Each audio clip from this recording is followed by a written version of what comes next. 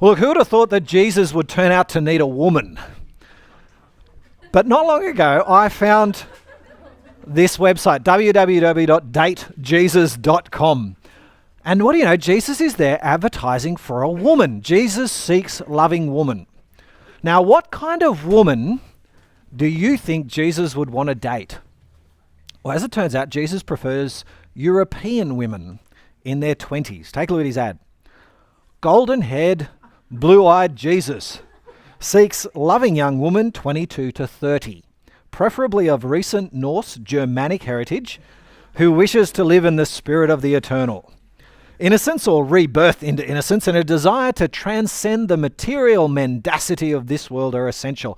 I offer a pure and spiritual existence of life's essence, free of fear, free of despair. I will reveal the bliss, power, and endless rewards of faith and belief. I think I know what he wants to reveal. The right woman who is ready for my love, blessings, and unforgettable spiritual exploration will be given the world, but will also want to give me her world in the mutual quest to share the infinite. I offer you the ability to experience the fulfillment of your dreams and all you seek. Prospective respondents should read 1 John 4:18. 1 John 4:18. True to artistic depiction, I have a lean swimmer's body and a six-pack.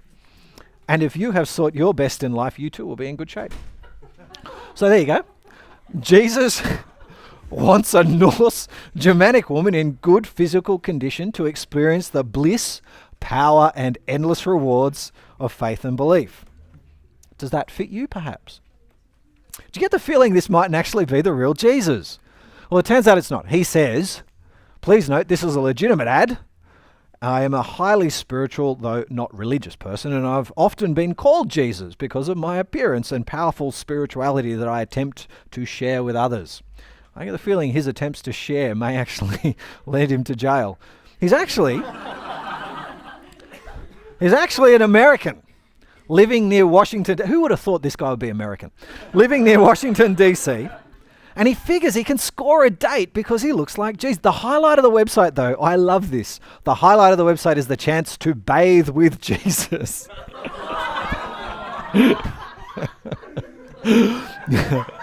He says, young women.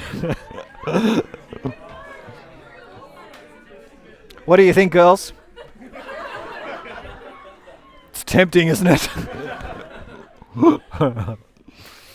He says, women who are interested in bathing with Jesus could have their dreams come true.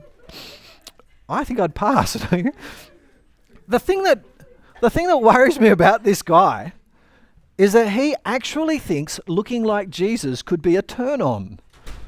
I think most people would think the idea of bathing with Jesus nauseating. Not just this Jesus, but even the real, in fact, especially the real Jesus. Because when you think about it, sex and Jesus are two concepts that I never want to join together. Even sex and God, it's just a little bit too far out for most of us, isn't it? The idea of joining sex and God. In fact, when you think about it, our society has completely separated those two ideas. If God has anything at all to do with sex, he's the one who says, stop it, or you'll go blind. God hates sex. That's why priests and nuns are celibate. Because if you want to be like God, if you want to be a religious, then the last thing you should be doing is having sex. And in fact, when you think about it, priests and nuns show just exactly how wrong-headed God is when it comes to sex, don't they? I mean, all these scandals, when things like pedophilia and sexual immorality, they show that God's view of sex is just repressive. And it's dangerous and it's harmful. Is that how you think about God and sex? I think it's how most Australians put God and sex together. But I'm hoping tonight that God's view of sex is going to surprise you deeply. See, most people have got God completely wrong on this. I want to say that God has actually got a bum rap, so to speak, on the issue of sex. That is, God has been blamed for a whole bunch of wrong-headed thinking. We think God's anti-sex. In fact, we basically think that God is anti-fun altogether. If something's pleasurable, if it's good, we think God must hate it. So a few years ago, I came across this magazine in a newsagent, and I just had to buy it. It's called Sin Magazine. Now, what do you imagine a magazine called Sin Magazine would be about? Sort of terrorism? Racism? It's actually just about having fun.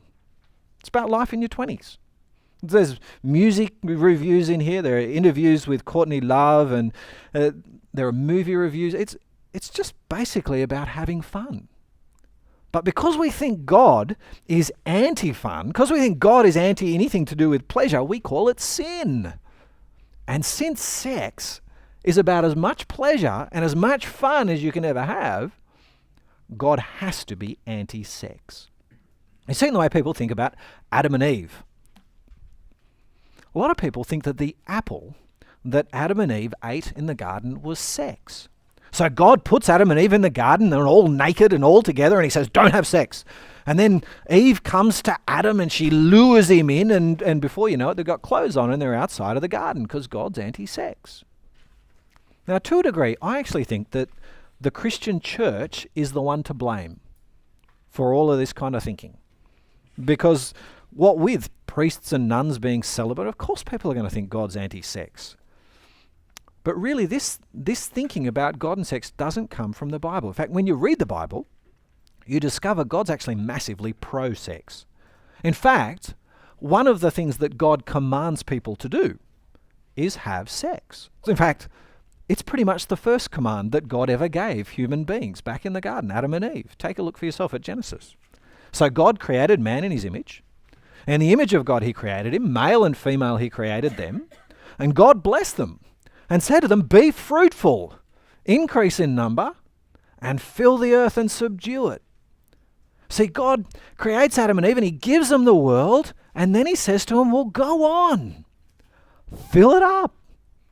There's only one way to fill a planet with human beings, isn't there? It's to have sex. And so God commands Adam and Eve and their children right down to you and I to have sex. In fact, if that's not explicit enough for you, take a look at this passage from the New Testament, the book of Corinthians, 1 Corinthians. Each man should have his own wife, and each woman her own husband. The husband should fulfill his marital duty to his wife, and likewise the wife to her husband. The wife's body doesn't belong to her alone, but also to her husband. In the same way, the husband's body doesn't belong to him alone, but also to his wife. Do not deprive each other, except by mutual consent, and for a time, so that you may devote yourself to prayer. Then come together again, so that Satan will not tempt you because of your lack of self-control. See, God there says, have sex. Have lots of sex. Husbands, don't deprive your wives. Wives, don't deprive your husbands. Now, isn't that just about the easiest command you've ever heard? That passage just blows gaping holes in most people's view of God and sex. There's the only reason why husbands and wives shouldn't be having sex in that passage is so that they can pray. And he says, and don't pray for too long before you start having sex again. See, most people think God's anti-sex. At that point, you start to wonder if God's obsessed with sex. And notice, most people think God's sexist. The idea that maybe the Bible teaches that the husband owns his wife's body and she just has to give up sex whenever he wants it. And there are religions where that's the case. There are religions that say that the woman is owned by her husband and her job in life is to give him pleasure. And in those religions, the wife's desires, the wife's wants are never actually considered. She's just there for the husband's pleasure. Some religions actually teach that. But not Christianity. Notice there that the wife owns her husband's body just as much as he owns his wife's body. And the husband is there for his wife's pleasure just as much as she's there for his pleasure. See, the Bible actually expects that we'll want sex. And it expects that we'll love sex and that we'll have sexual desires and that sex is meant to be pleasurable and rich and good whether you're a man or a woman.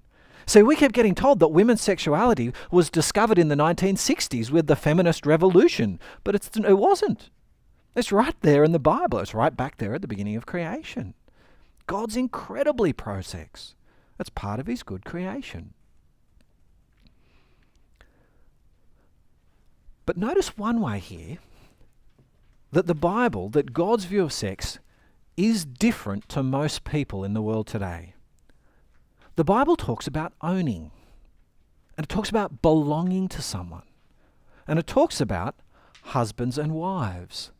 The wife belongs to her husband, and the husband belongs to his wife forever.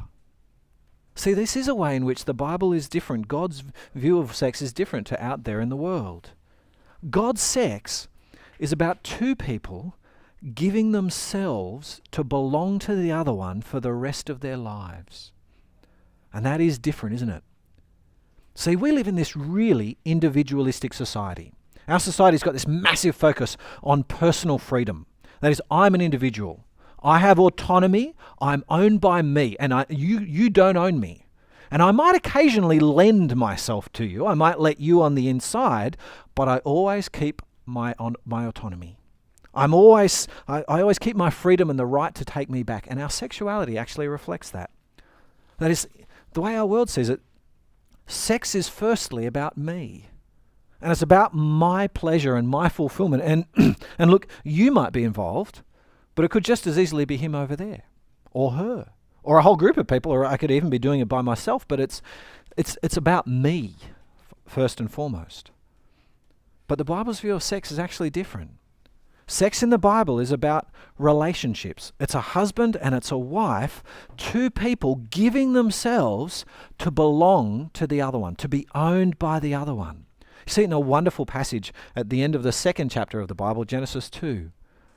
Adam sees Eve and he says, "She's now bone of my bones, flesh of my flesh. She'll be called woman, for she was taken out of man. For this reason, a man shall leave his father and mother and be united to his wife, and they'll become one flesh." The man and his wife were both naked and felt no shame. Now, I think that passage is beautifully poetic. It's actually what sex is meant to be. See, Adam and Eve were made for each other by God, literally made for each other. They're the same bone, they're the same flesh. And when they have sex, there's this amazing chemistry. See what it says there? The two become one. They become one flesh together. They become united. Now, this is why sex is so good. It's more than just physical. It's about two people. When we have sex, it's two people having the most intimate experience you can ever have. They're joined together, and it's not just physical, it's actually in every way. It's an emotional connection as well. You get a hint of it in that last sentence. The man and his wife were both naked, and they felt no shame. Now, it's more than just they didn't have clothes on. It's about the nature of their relationship there. It's wonderfully suggestive. See, in sex, there's meant to be this fantastic openness, this vulnerability. The two of us are there and we're naked, open, not just physically, but emotionally as well, relationally. We're wrapped together. Now, that's what sex is. That's what the best sex is. In a while, I'll actually show you why God's way of doing sex turns out to be the most pleasurable and enjoyable way of doing sex. But already you can see God's way of doing sex is fantastic, isn't it? It's what people really want. You can see why, with that kind of ownership, with that kind of openness, you can see why you need ownership and commitment, can't you? Because to be that open, you need trust. See, if I really am going to be naked with you, emotionally and relationally, if I really am going to be that open with you, I need to be able to trust you, don't I? I need to know that you're not going to use me, that you're still going to be here tomorrow morning, that you're not going to laugh at me, that you're not going to trade me in for a new model. See, real open, vulnerable relational sex actually requires the kind of trusting relationship that takes years to build, takes a lifetime to build. See how Christians view sex? For us, it's this wonderful, beautiful thing. It's more than two people just kind of in bed humping. It's two people giving themselves to each other in fantastic openness and gentleness. You can see God's a huge fan of it. He invented it. It's a beautiful thing. And yet, for God, it's bigger than all of this. It's bigger than just a man and a woman, this sex thing